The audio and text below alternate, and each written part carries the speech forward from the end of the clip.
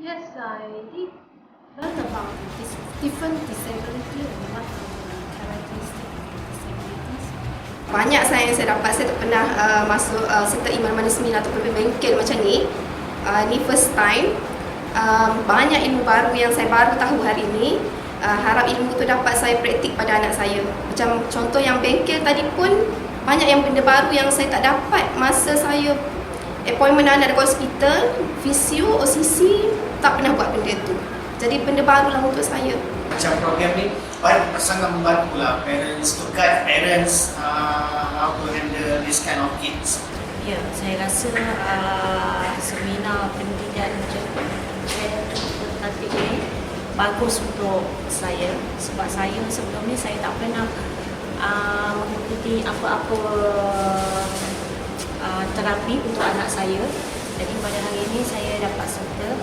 Jadi saya rasa dia amat membantu bagi saya lah. Selepas menghadiri seminar dan bengkel pada pagi ini, pengetahuan saya mengenai Senaman Therapeutic ini telah meningkat dan saya harap dapat memanfaatkannya lah kepada anak-anak saya. Yeah, the exercise is quite simple and it's easy to set up. Sebabnya macam demo yang ditunjukkan tadi, benda tu benda mudah, benda kita boleh buat kat rumah. Senaman Therapeutic bagi saya satu benda yang baru sebab saya dapati kaedah yang digunakan sangat mudah dan anak saya pun sangat menyukainya lah, dan saya rasa sangat mudah untuk dilakukan di rumah. Baguslah untuk pengetahuan dan boleh ketika kat rumah lah. Okay, bila ada benda seminar, bengkel apa semua macam ni, dah terbuka sikit. Bukannya kita nampak kelemahan dia, kita akan nampak kelebihan dia kat situ.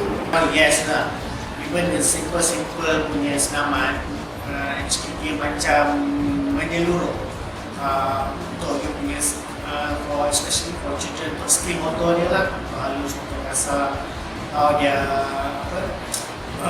balancing dia, macam dia nak balance dia jalan atas titi, and then the way dia catch control things. Saya rasa daripada senaman ni dia boleh dapat satu keyakinan, fokus dan rasa tidak terlalu down bagi diri dia.